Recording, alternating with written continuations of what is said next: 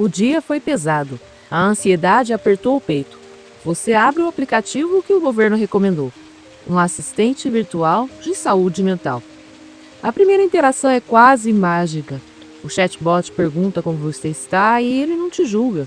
Ele te ouve 24 horas por dia e te oferece técnicas de respiração e palavras de conforto. Você desabafa. Fala sobre medos que nunca contou a ninguém. E ele responde: entendo que você está passando por um momento difícil.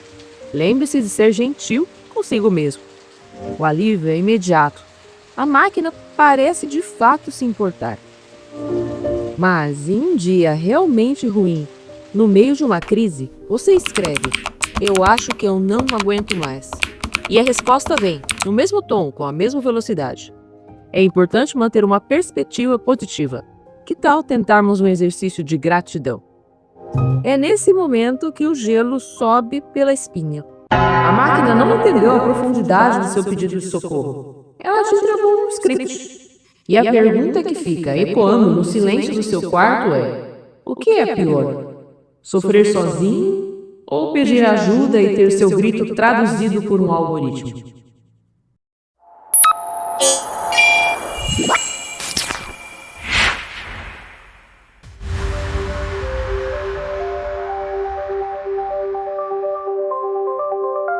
Olá, sejam muito bem-vindos ao Bits, podcast que analisa as promessas e os perigos da tecnologia. Eu sou Andressa Carvalho.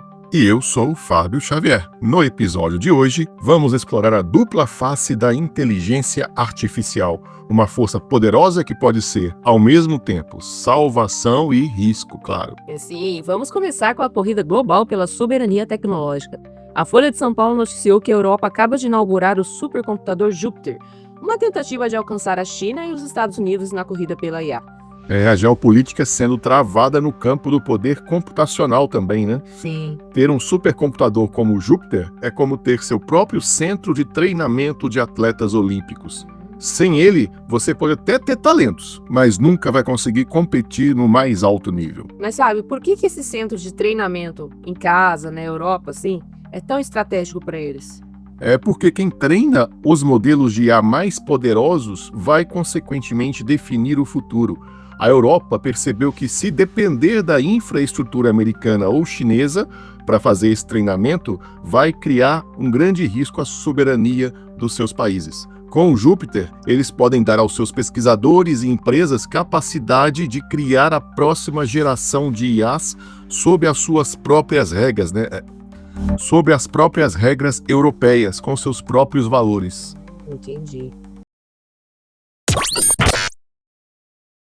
E enquanto os governos constroem as máquinas, a gente, no dia a dia, lida com as respostas delas. E nem sempre são boas, né? Um estudo divulgado pelo portal Zamin.us trouxe um dado preocupante. O número de respostas falsas do chatbots, as famosas alucinações de IA, dobrou no último ano. Pois é, esse é o grande problema e o grande paradoxo da IA generativa. Os modelos estão cada vez mais fluentes, isso é verdade. Mais humanos na conversa, mas não necessariamente precisos. Aí bem parecido também com os humanos, né? Sim, é verdade. É como conversar com uma pessoa extremamente carismática, convincente, mas que de vez em quando inventa fatos com a maior confiança do mundo, com a maior cara de pau. Hoje, gente, é assim. Mas isso torna o uso em áreas sérias, como o trabalho, a pesquisa, um verdadeiro campo minado, né? Exato, a pesquisa mostra que a gente ainda está na fase do deslumbre com a IA, né, com a tecnologia. Sim. Mas a fase da responsabilidade precisa chegar rápido. A regra de ouro, hoje mais do que nunca, é: use para inspirar, para criar, para acelerar. Mas nunca use a IA confiando cegamente, sem checar a informação em uma fonte primária. Isso é o básico dessa ferramenta, tem que verificar sempre.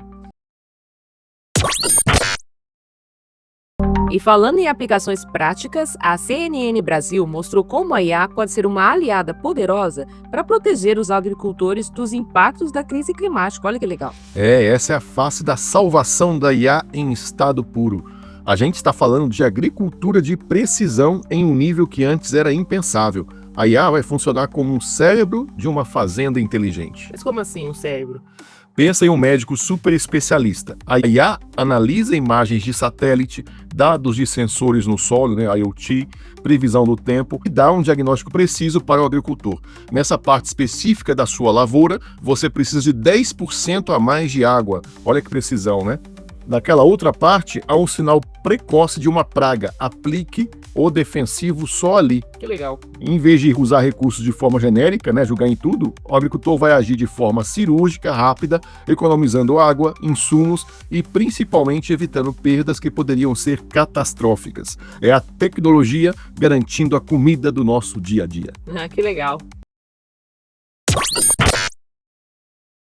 E essa aplicação da IA na saúde das plantações nos leva a uma ponte perfeita para a saúde humana. Outra matéria lá, da Folha de São Paulo também, anunciou que o Brasil vai inaugurar o primeiro hospital público 100% inteligente. Esse é um projeto com potencial transformador para o SUS, né, Andressa? Sem dúvida. A promessa é usar IA e 5G para criar um sistema nervoso digital para o hospital. Uma ambulância conectada, por exemplo, pode transmitir os sinais vitais do paciente em tempo real para a emergência, adiantando todo o preparo da equipe médica antes mesmo desse paciente chegar. Muito legal, né? Sim, sim. E a IA também está ajudando nos diagnósticos, né? Exato. Um algoritmo pode analisar um raio-x e destacar para o radiologista pontos minúsculos que poderiam passar despercebidos, acelerando a detecção de uma doença, por exemplo. A IA não vai substituir o médico, nunca. Ela atua como um par de olhos extra, superpotentes, incansáveis, para aumentar a precisão humana. Que legal, né? Essa é uma visão otimista e muito promissora da IA, né? Mas essa mesma ideia de usar a inteligência artificial para cuidar da nossa saúde está gerando um debate ético gigantesco aí em outra área, né? O que nos leva diretamente ao nosso aprofundamento.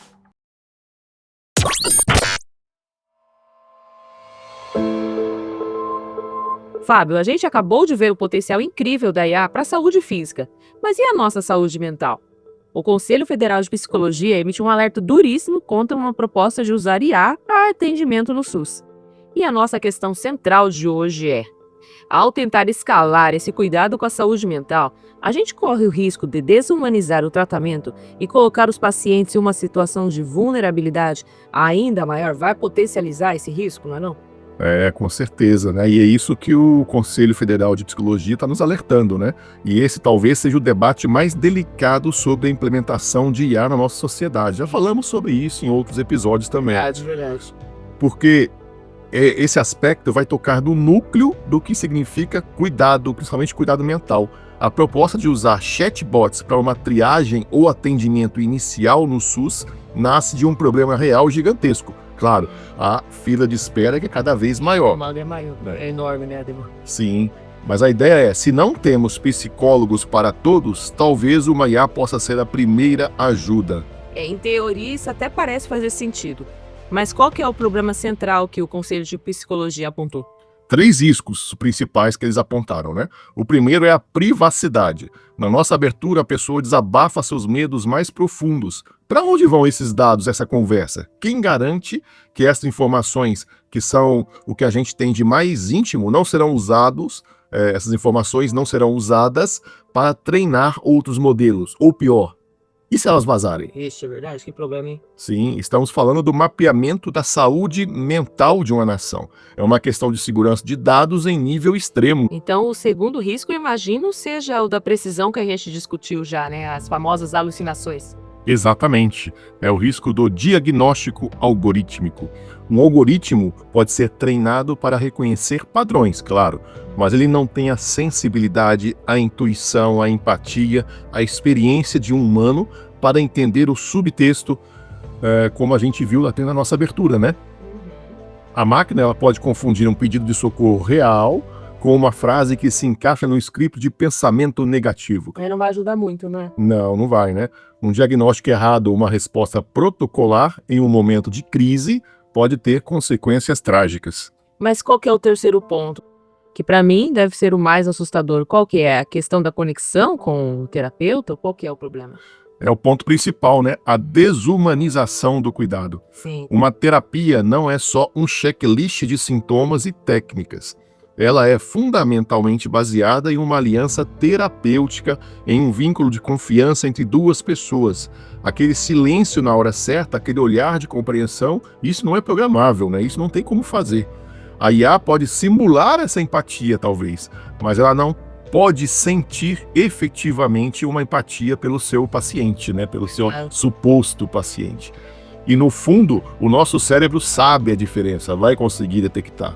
A tentativa de substituir essa conexão por um script, por mais bem escrito que seja esse script, esse roteiro, pode fazer o paciente sentir ainda mais isolado, ainda mais perdido. Sem dúvida.